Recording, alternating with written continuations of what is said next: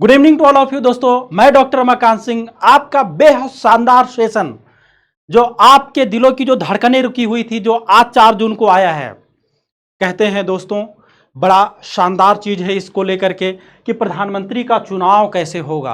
अब इलेक्शन हो गया, रिजल्ट आ गया। कहते हैं गुजर जाएगा ये दौर भी, जरा सब्र तो रख, जब खुशियों की बहार चल रही हो तो औकात की क्या गम है।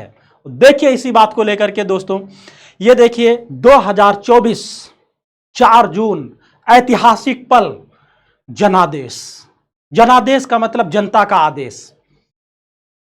बीजेपी गवर्नमेंट, आपको पता है कि 290 plus NDA, national democratic alliance, आपको पता है कि 290 के प्लस के आसपास में ट्रेंड कर रहा है।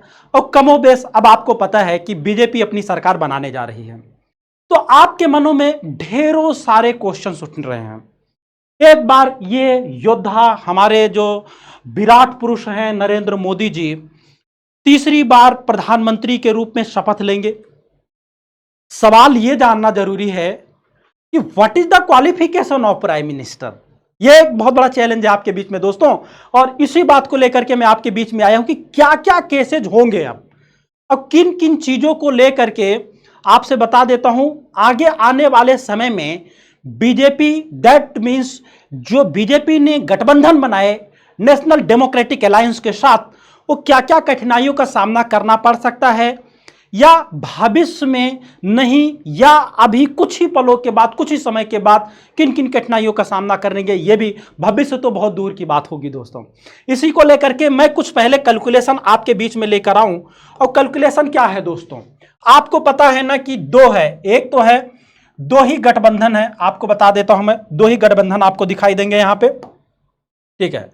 अब दो गठबंधन में हमने कहा था यहां पे दो पार्टियां हैं, टू मेजर पार्टियां, जिनको लेकर के इलेक्शन हुआ। आपको बता दो, एक तो आपको बता देता हूं कि एनडीए है। एनडीए के आसपास में आपसे बता देता हूं कि इनकी NDA, that means national democratic alliance. और दूसरी तरफ कौन है दोस्तों, इंडिया। मतलब कि जो इंडिया है, एक ये पार्टी है। तो दो पार्टियां हैं इस बीच में। आपको पता है कि जो इसकी जो लीडरशिप है, आपसे बता देता हूं, इसकी जो लीडरशिप है वो बेसिकली लीडरशिप जो इसको लीड कर रहे हैं, आपको पता है राहुल गांधी लीड कर रहे हैं। कौन कर रहे हैं, राहुल गांधी। और दूसरी तरफ हमें यह जानना है कि नेशनल डेमोक्रेटिक अलायंस, इसका जो लीडरशिप है दोस्तों, ये हमारे प्रधानमंत्री हैं, लीडरशिप है। और ये लीडरशिप बेसिकली हमारे प्रधानमंत्री हैं, प्राइम मिनिस्टर नरेंद्र मोदी जी। कौन है दोस्तों, प्राइम मिनिस्टर श्री नरेंद्र मोदी जी। कौन, श्री नरेंद्र मोदी जी। एक बहुत शानदार बातें हैं, कुछ बातें आज मैं बता, नरेंद्र मोदी जी हैं, और कुछ बातें मैं आपके बीच में बातें बताने वाला हूं, नरेंद्र मोदी जी, और इधर भी श्री राहुल गांधी जी, ठीक है ना। ये दो पर्सनालिटीज हैं। तो सवाल यह है कि इस जनादेश में जानना है कि प्रधानमंत्री का चुनाव कैसे होगा।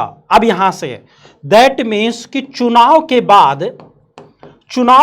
प्रधानमंत्री का चुनाव कैसे है, चुनाव के बाद प्रधानमंत्री का चुनाव कैसे, प्रधानमंत्री का चुनाव कैसे, चुनाव कैसे। अब ये सवाल है आपके बीच में, बहुत बढ़िया सवाल है ये। तो जो एनडीए जो बनी, सबसे पहले तो हम जान लेते हैं कि भारत में प्रधानमंत्री का चुनाव नहीं होता है। एक बात याद रखनी है, इंडिया में प्रधानमंत्री का चुनाव नहीं होता है। यह बहुत आसानी से समझ लीजिएगा, प्रधानमंत्री का चुनाव नहीं होता है, प्रधानमंत्री का चुनाव नहीं होता है, दैट में चुनाव नहीं होता है। और एक बात याद रखना, नहीं होता है, इसका मतलब यह हुआ दोस्तों कि भारत में जो चुनाव होता है वो लोकसभा, तो चुनाव किसका होता है दोस्तों, चुनाव लोकसभा के प्रतिनिधियों का होता है, चुनाव लोकसभा के प्रतिनिधियों का, लोकसभा के प्रतिनिधियों का। दैट मीन्स प्रधानमंत्री जी क्या होंगे, एक हमारे प्रतिनिधि हैं लोकसभा के प्रतिनिधियों का। अब सवाल यह है, आपको दो बातें जाननी है। एनडीए क्या है दोस्तों कि प्रेजेंट टाइम में एनडीए के पास जो बहुमत है, दो तीन चीजें समझिए। एनडीए के पास बहुमत और एनडीए के पास दैट मीन्स जो नेशनल डेमोक्रेटिक अलायंस है, एनडीए के पास लगभग 290 प्लस सीटें हैं। कितना? 290 प्लस सीट पे ट्रेंड कर रही है अभी प्रेजेंट टाइम में, जब मैं यह आपके बीच में सेशन लेकर आ रहा हूं मैं, तो 290 प्लस पे ट्रेंड कर रही है। अर्थात दो बातें जानिए, गठबंधन की सरकार किसे कहते हैं? जब किसी भी सिंगल लार्जेस्ट पार्टी को कंप्लीट बहुमत नहीं मिलता, तब गठबंधन की बात आती है। तो दैट मीन्स आपको पता है कि भारत में 543, याद रखिएगा कि 543, याद रखिएगा कि 543 लोकसभा सीट है, लोकसभा, ठीक है, लोकसभा सीट। तो 543 में आपको बता देता हूं कि जिस भी इंसान के पास 570 मतलब में 543 में 273 सीट, याद रखिएगा ये 273 दैट्स कॉल्ड द मेजॉरिटी। तो इसका मतलब यह है कि जिसके पास 273 का आंकड़ा मिल जाएगा वही सरकार बनाएगी। बीजेपी ने कई पार्टियों के साथ मिलकर के एक गठबंधन बनाया। इस पार्टी में एक मेजर जो रोल प्ले करने वाले हैं दो हैं, एक है जदयू पार्टी, जनता दल यूनाइटेड है दोस्तों, और दूसरी जो पार्टी है एक मेजर रोल प्ले कर रही है वर्तमान समय में, और वो है टीडीपी।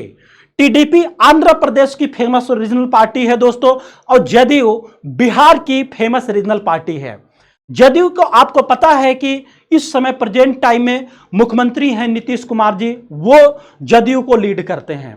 तो दैट मीन्स एनडीए में दो घटक बहुत इंपॉर्टेंट होने वाले हैं, एक है जदयू और एक है टीडीपी, और दोनों ने ठीक ठाक सीटें जीती हैं। तो अब हम अगर इसी की बात थोड़ा सा आगे कर लें, इंडिया की बात को मैं आगे बढ़ाऊं, इंडिया की बातें बाद में कर लूंगा मैं। तो दैट मीन्स इसमें एनडीए में दो मेजर पार्टीज है, तीन का रोल बहुत आसानी से बढ़ा। एक का रोल आपको बता देता हूं बीजेपी। तो जो बीजेपी है, बीजेपी, तो बीजेपी के पास खुद का 200 मतलब कि 40 सीट, मतलब कि 240 प्लस सीट के आसपास में है। मैं ये भी बता देता हूं ये 238 भी हो सकता है, मतलब या ऐसे समझ लीजिए कि 238 प्लस अगर हम लिख दें तो ये सबसे बेहतरीन आंकड़ा होगा। 238 प्लस सीट बीजेपी की खुद की है, ठीक है। दैट मीन्स कि अगर हम 238 की बात करें दोस्तों, तो आपको एक चीजें और नजर आएंगी कि ये आंकड़ा क्या है आपको बहुमत के लिए। दैट मीन्स जो मेजॉरिटी सीटें हैं दोस्तों वो 273 अगर होनी चाहिए थी, तो दैट मीन्स ये कम है, और 238 बीजेपी की अपनी खुद की सीट आई है। दैट मीन्स अब बीजेपी अकेले अगर सरकार बनाना चाहे तो कभी नहीं बना पाएगी। तो होता यह है दोस्तों, देखिए यहीं पे, तो अब बीजेपी के साथ एक बहुत मेजर जो पार्टी सामने निकल के आई है उसका नाम है टीडीपी, तेलुगु देशम पार्टी। और टीडीपी में यहां पे एक बहुत बड़े लीडर हैं चंद्रबाबू नायडू। इनका नाम क्या है? चंद्रबाबू नायडू।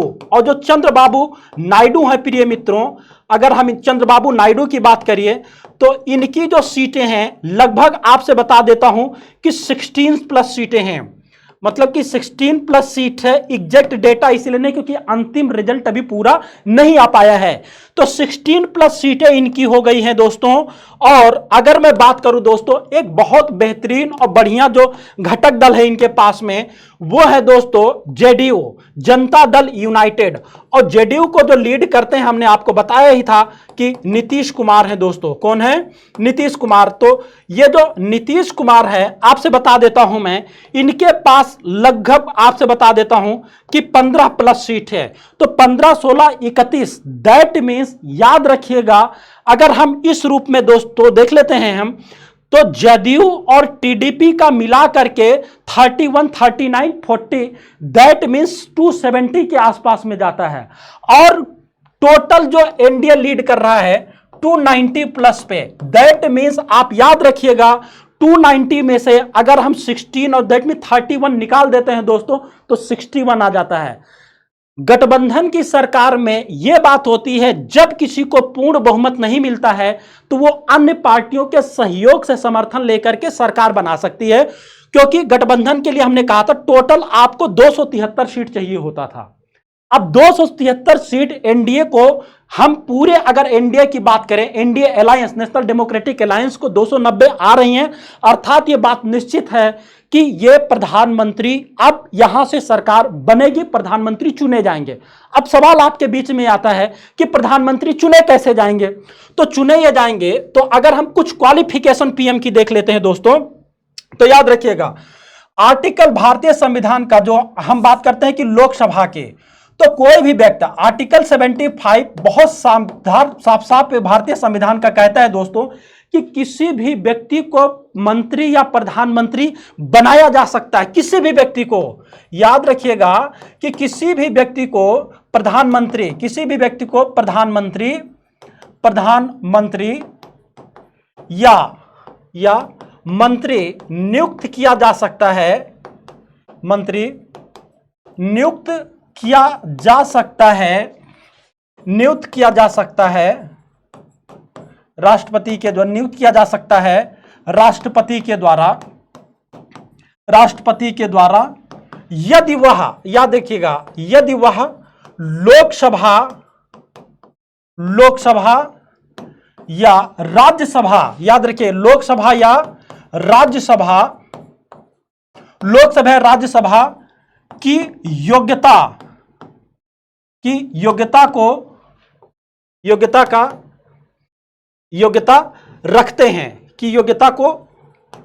रखते हैं, तो दैट मीन्स आपसे बता देता हूं, जब लोकसभा की कहते हैं कि लोकसभा या राज्यसभा, तो बहुत क्लियरली बात आ जाती है प्रिय मित्रों कि जो लोकसभा है, अगर हम देखें तो तो लोकसभा के लिए, याद रखिएगा लोकसभा के लिए अब चूंकि इलेक्शन हो चुका है, तो जो मिनिमम एज होती है, आपको पता है जो मिनिमम एज होती है वो कितना है, 25 ईयर, मतलब कि 25 साल प्लस, जो भी 25 साल है, 25 या 25 साल से ऊपर।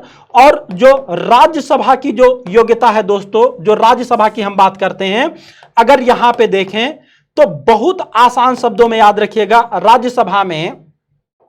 राज्यसभा में यहां पे जो 30 जो एज है दोस्तों, एज मिनिमम, वो भी किसकी बात करें, मिनिमम जो एज है वो कितना 30 या 30 प्लस के आसपास में हो। अगर 30 है, 30 या 30 प्लस, तो याद रखिएगा वो भी लोकसभा का जो सदस्य, या मतलब कि 25 साल, राज्यसभा का 30 साल, दैट मीन्स किसी भी सदन से होगा दोस्तों, तो वो मंत्री बनाया जा सकता है। अब चूंकि चुनाव हो गया तो पूरी कहानी पलट गई यहां पे। अब अगर हम इस बात को देखें दोस्तों, तो होगा ये कि जो ये एनडीए सरकार बनाएगी, प्रधानमंत्री जी चुने कैसे जाएंगे, तब एनडीए, नेशनल डेमोक्रेटिक अलायंस, लोक मतलब कहते हैं कि राष्ट्रीय लोकतांत्रिक गठबंधन जो सरकार बनाएगी, इसमें से 2-3 बातें आएंगी। ये क्या करेंगे कि 290 प्लस जो लोकसभा के सदस्य हैं, याद रखिएगा कि ये जो लोकसभा के सदस्य होते हैं, लोकसभा के सदस्य ये क्या करेंगे दोस्तों, अपने में से एक leader of the house, that means क्या है, इसी में से, इसमें से क्या करेंगे दोस्तों, बड़ी आसानी समझिएगा, इसी में से, बहुत आसान शब्दों में जानिए, इसी में से, बाद में क्या होगा, इसी में से मतलब कि लोकसभा का नेता चुना जाएगा। किसका, लोकसभा का नेता चुना जाएगा, याद रखिएगा लोकसभा का नेता चुना जाएगा, और ये चुना जाएगा, और ये चुना कैसे जाएगा, चुना जाएगा वो भी किससे चुना जाएगा, वो भी किससे, बहुमत से चुना जाएगा। तो दैट मीन्स कि बहुमत किसे, दैट मीन 290 में से आपस में ही ये क्या करेंगे, ये सारे ही लोग एक लीडर का चुनाव करेंगे, सब लोग मिलकर के, कि ये मेरा इस सदन का नेता होगा। तो जो लोकसभा का नेता चुना जाएगा बहुमत से, और इसी नेता को, याद रखिएगा जब ये नेता चुना जाता है बहुमत से, तो यही नेता, याद रखिएगा इसी नेता को राष्ट्रपति महोदय, इसी नेता को, याद रखिए गठबंधन से, इसी नेता को, याद रखना, इसी नेता को राष्ट्रपति प्रधानमंत्री के रूप में नियुक्त करते हैं। इसी नेता को राष्ट्रपति प्रधानमंत्री के रूप में नियुक्त करते हैं, प्रधानमंत्री के रूप में नियुक्त करते हैं, रूप में नियुक्त करते हैं। दैट मीन्स क्या होता है, नियुक्त करते हैं। तो आपको क्या समझ में आया प्रिय मित्रों यहां पे कि जो प्रधानमंत्री महोदय होते हैं इनका चुनाव होता है, चुनाव नहीं, इनका नियुक्ति किया जाता है। चुनाव लोकसभा के सदस्य आपस में चुनते हैं कि ये मेरा, तो दैट मीन 290 में से प्रधानमंत्री नरेंद्र मोदी जी को एक नेता चुना जाएगा और वो नेता चुनने के बाद तब राष्ट्रपति महोदय नियुक्त करेंगे। और जितने सारे अन्य मंत्री हैं उन सारे ही मंत्रियों को प्रधानमंत्री के सलाह पर राष्ट्रपति महोदय नियुक्त करेंगे। लेकिन सवाल यह है दोस्तों कि अब यह सरकार गठबंधन की सरकार कहलाएगी, क्योंकि बीजेपी के पास अपना खुद का 272-73 सीट नहीं है। तो दैट मीन्स अब गठबंधन की सरकार आपके बीच में सामने आएगी। और यह चीजें जानना बहुत जरूरी है कि जब गठबंधन की सरकार आती है तब क्या क्या चीजें आएंगे। गठबंधन की सरकार, अब गठबंधन की सरकार आप समझिए, तो जब कई पार्टियों से मिल करके सरकार बनाते हैं तो बड़ी चैलेंजिंग फेस होगी दोस्तों।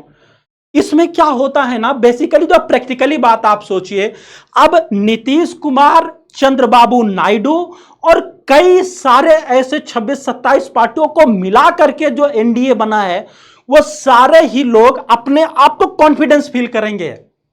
272 अगर बीजेपी की अपनी खुद की सीट होती तो प्रधानमंत्री नरेंद्र मोदी जी कोई भी निर्णय बेहिचक ले सकते थे। लेकिन अब कोई भी निर्णय लेने के लिए जो अभी तक एक परंपरा थी कि कोई भी काम प्रधानमंत्री अपने कैबिनेट के सलाह पे करता था और वो कैबिनेट का मुखिया प्रधानमंत्री होता है। तब आप सोचिए यहां पे क्या बातें सामने निकल के आई दोस्तों कि अब उस कैबिनेट में जो मंत्री होंगे, अब दो लोग बार्गेनिंग करेंगे। आपको पता ही है, हमने बताया ही है, आपको थोड़ी देर पहले भी बताया मैंने कि जो ये एनडीए है, हमने कहा था कि जो ये एनडीए है, एनडीए में 3 ही मेजर घटक हैं। आपको बता देता हूं, हमने आपको बताया है इस बात को लेकर के कि बीजेपी है, दूसरा कौन है, टीडीपी, तेलुगु देशम पार्टी, और तीसरा आप देख रहे हैं जेडीयू। ये दोनों बहुत बड़े आप कह सकते हैं कि रोल में है दोस्तों।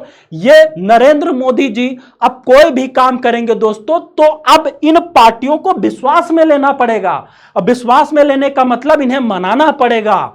और याद रखिएगा, पहले जब गठबंधन की सरकार नहीं होती है, जब फुल बहुमत की सरकार होती है, तब आप याद रखिएगा कि सरकार के ऊपर कोई दबाव नहीं होता है। अगर गठबंधन की पार्टियां हमारे निर्णय से सहमत हो या ना हो, क्योंकि हमारी खुद की अपनी बहुमत है, तो गठबंधन की पार्टियों का बहुत ज्यादा मतलब रह नहीं जाता है। लेकिन अब मतलब रहेगा।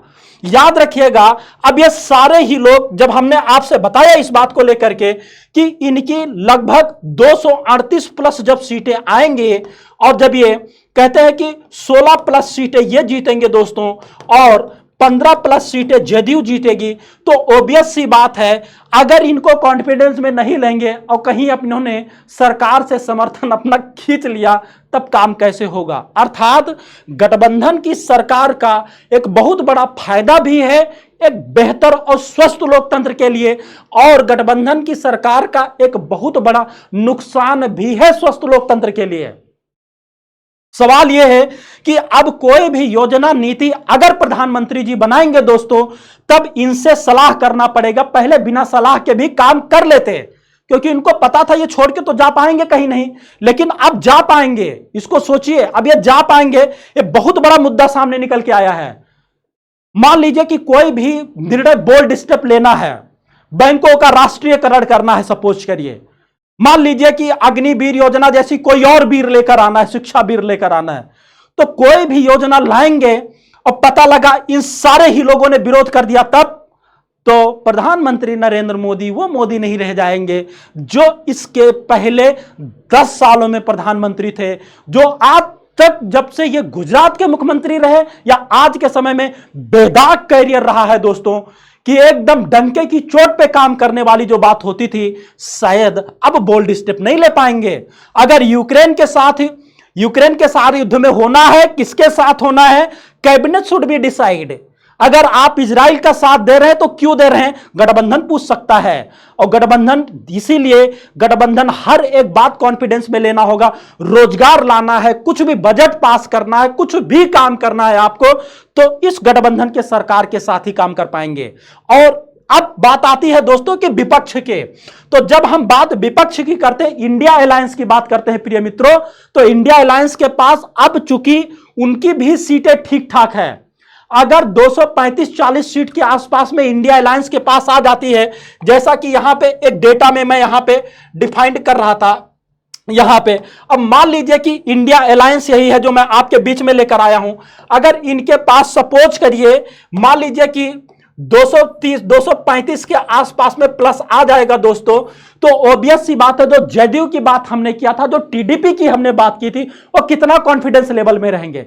अगर इसी में 30-31 सीटें जोड़ दीजिए तो 360 मतलब 265 प्लस हो जाता है दोस्तों। दैट भी बहुमत से केवल 7-8 सीट कम रह जाएंगे। इसीलिए कांग्रेस का भी डर, इंडिया गठबंधन का भी डर अब कहीं ना कहीं सत्ताधारी पक्ष को भी बना रहेगा।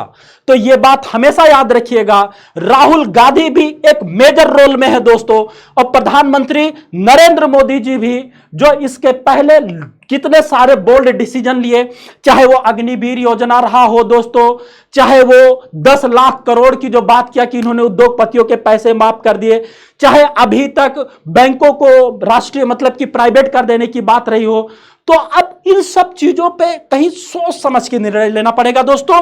और यही मैं आपसे बता रहा हूं कि जो गठबंधन की जो सरकार होती है दोस्तों, इसी की डिमेरिट है कि एक मजबूत लोकतंत्र के लिए अब अगर कहीं बोल्ड स्टेप लेना पड़ेगा, वो अगर नहीं भी पसंद है नरेंद्र मोदी जी को, तो भी इनके साथ हाथ जोड़कर कदम चलाना पड़ेगा। मतलब अब कदम से कदम एकदम ताल मिला करके चलेंगे तभी सरकार चलेगी दोस्तों।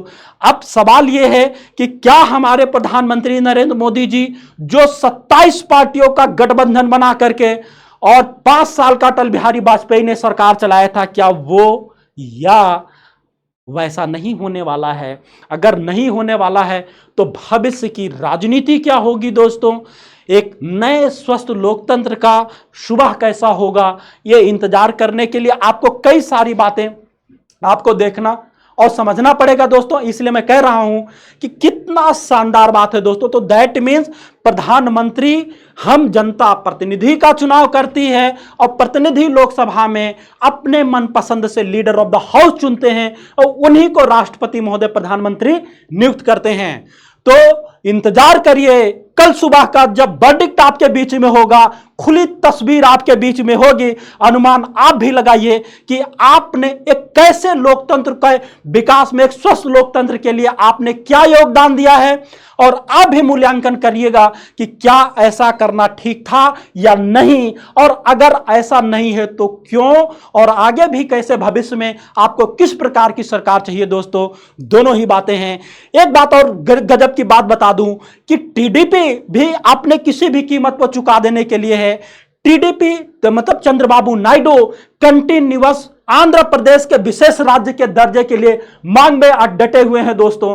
अब सवाल यह है कि जो अब तक बीजेपी गवर्नमेंट इग्नोर कर रही थी, क्या कर पाएगी? क्योंकि टीडीपी को अभी आंध्र प्रदेश का विधानसभा का जो चुनाव होगा दोस्त में, उसमें बहुत बड़ा रोल प्ले करेगी। और जिस प्रकार से जनादेश मिला है टीडीपी को, ऑब्वियस सी बात है आंध्र प्रदेश में कुछ ना कुछ कारनामा होने वाला है। नीतीश कुमार जी, अब जिनके बारे में अलग अलग पार्टी के नेताओं ने अलग अलग संज्ञाएं दी हैं, मैं उनका नाम तो नहीं लूंगा, कुछ पता नहीं है ये किधर फिसल जाने वाले हैं।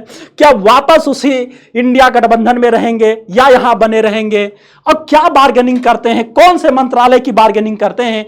इंतजार करिए दोस्तों, कुछ ही समय में यह तस्वीर आपके बीच में क्लियर हो जाएगी। याद रखिएगा, हम बहुत जल्दी एक नए बर्निंग इश्यूज के साथ आपके बीच में मिलेंगे। टेक केयर, गुड नाइट, शब खैर।